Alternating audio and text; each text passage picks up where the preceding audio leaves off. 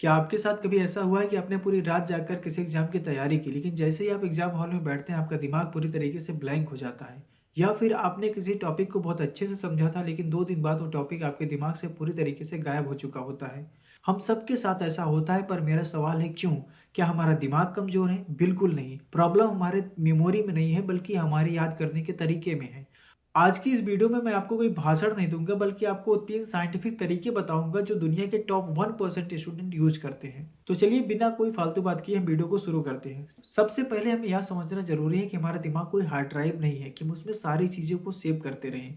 हमारा दिमाग एक फिल्टर की तरह काम करता है। अगर हम साइंस की बात करें तो जर्मन साइंटिस्ट हर्बर्ट एबिंगहॉस का कहना है कि हम जो भी चीजें पढ़ते हैं या याद करते हैं, हमारा दिमाग 24 घंटे के भीतर उसका लगभग 70% हिस्सा बड़े ही बेरहमी से डिलीट कर देता है। क्योंकि हमारे दिमाग का मुख्य काम है हमें जिंदा रखना, इसलिए दिमाग सिर्फ उन्हीं चीजों को स्टोर करके रखता है जो उसे लगता है कि हमारे सर्वाइवल के लिए इंपॉर्टेंट है। अगर आप किसी जानकारी को दोबारा इस्तेमाल नहीं करते तो हमारा दिमाग उसे कचरा समझकर डस्टबिन में फेंक देता है। अब सवाल है कि इस भूलने की बीमारी से हम बचे कैसे। तो चलिए मैं आपको कोई फैंसी तरीके नहीं बताऊंगा, बल्कि आपको वो 3 प्रैक्टिकल तरीके बताऊंगा जो असल में काम करते हैं। पहला तरीका है एक्टिव लर्निंग का। ज्यादातर छात्र क्या करते हैं, वो किताब उठाते हैं और बस एक पन्ने को या लाइन बाय लाइन उसी को पढ़ते रहते हैं। उनको कुछ समझ में नहीं आता, लेकिन वो पढ़ते जाते हैं। इसे कहते हैं पैसिव लर्निंग।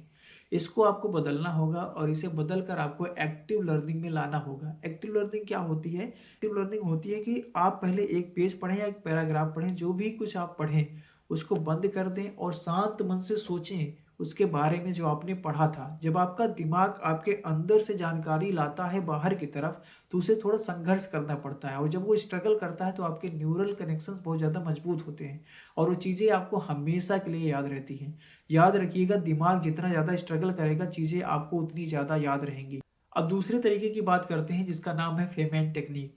नोबेल पुरस्कार विजेता रॉबर्ट फेनमैन का मानना था कि अगर आप किसी चीज को पढ़ते हैं और आप उसे आसान भाषा में नहीं समझा सकते तो आप वाकई में उस चीज को समझे ही नहीं हैं। इस तरीके को आप इस प्रकार से इस्तेमाल कर सकते हैं, जो कुछ भी आपने पढ़ा उसे ऐसे समझाएं कि जैसे आपके सामने कोई 10 साल का बच्चा बैठा हो, और जब भी आप कहीं पे कठिन शब्दों का प्रयोग करें या कहीं अटके तो समझ जाइए कि आपकी पकड़ कमजोर है। वापस किताब खोलें और उस हिस्से को सरल भाषा में समझें। तीसरा और सबसे महत्वपूर्ण तरीका स्पेस्ड रेपिटेशन।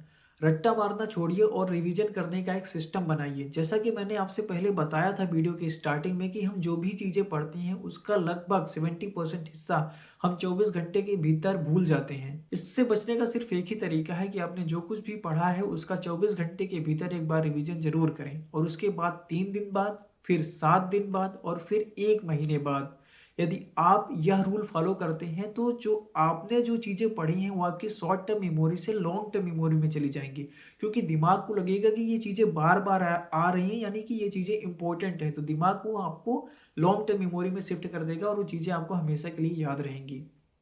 और आखिर में सबसे जरूरी बात है नींद। हम रात रात भर जाग कर पढ़ते हैं और अपनी नींद से कंप्रोमाइज करते हैं, लेकिन यदि मैं आपसे कहूं कि जब आप पढ़ते हैं तो पढ़ाई के दौरान आपका दिमाग सिर्फ जानकारी इकट्ठा कर रहा होता है, और वो इसे पक्का तभी करता है जब आप सो रहे होते हैं।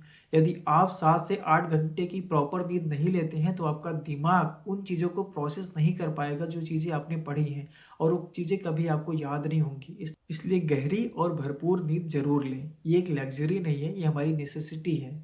एक टीचर होने के नाते मैं आपको एक और बहुत ज़रूरी सलाह देना चाहूँगा कि जब आप पढ़ते हैं तो रट्टा मत मारिए या उसे एग्जाम पास करने के लिए मत पढ़िए। उसे समझने और सीखने के लिए पढ़िए, और ऐसे पढ़िए कि जैसे आपको किसी और को पढ़ाना है। जब आप इस तरीके से पढ़ते हैं तो आप चीज़ों को बेहतर तरीके से समझ पाते हैं और आपको वो चीज़ें 20 से 30% ज़्यादा याद हो पाती हैं। देखिए, याद रखना कोई ईश्वरीय वरदान नहीं है, बल्कि यह एक हुनर है जिसे कोई भी सीख सकता है। अगर आप रटने वाली भीड़ चाल से बाहर निकलना चाहते हैं और सच में अपनी बुद्धि का विकास करना चाहते हैं तो इन तरीकों को अपने जीवन में जरूर अपनाएं। और हाँ, मुझे कमेंट में जरूर बताएं कि आपकी अगली समस्या क्या है जिस पर हम बात कर सकते हैं, और आपको मेरे बताए गए इन तरीकों में से कौन सा तरीका सबसे ज्यादा पसंद आया। मैं हूँ शुभम और आप देख रहे थे तर्कशाला। जय हिंद।